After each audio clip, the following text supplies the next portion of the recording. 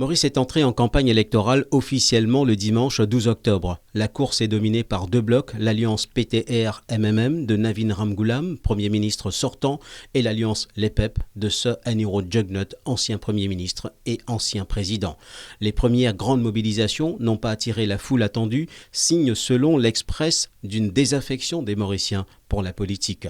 Ces élections générales anticipées arrivent au bout d'une législature agitée de Navin Ramgoolam, législature marquée par la démission de 6 ministres du MSM, suivie de celle du président de la République en 2011.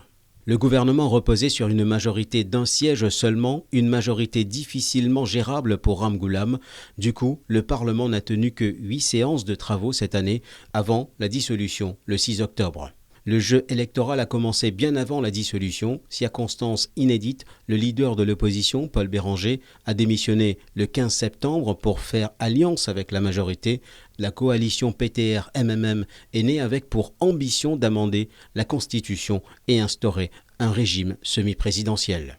L'accord qui nous fait signer peut ouvrir un nouveau chapitre dans l'histoire du pays. Ça, l'équilibre qui nous trouvait entre un président élu au suffrage universel avec un nouveau pouvoir et un Premier ministre qui garde son prérogative de Premier ministre, ça l'équilibre qui nous est expliqué là, je peux trouver dans le texte.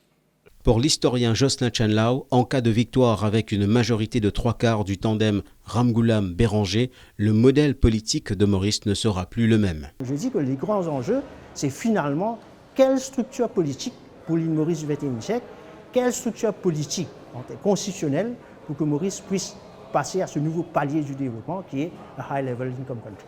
En face, l'alliance LEPEP, emmenée par Sir Aniro Jugnut, 84 ans, veut faire barrage à ce projet d'amendement constitutionnel pour contrer les ambitions PTR-MMM. La nouvelle opposition focalise sa campagne sur les besoins terre à terre de la population.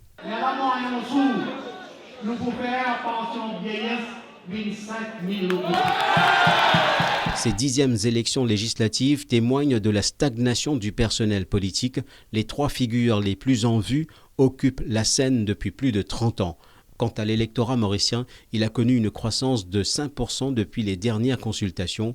Près de 937 000 électeurs sont attendus aux urnes. 14 000 fonctionnaires seront affectés à l'organisation.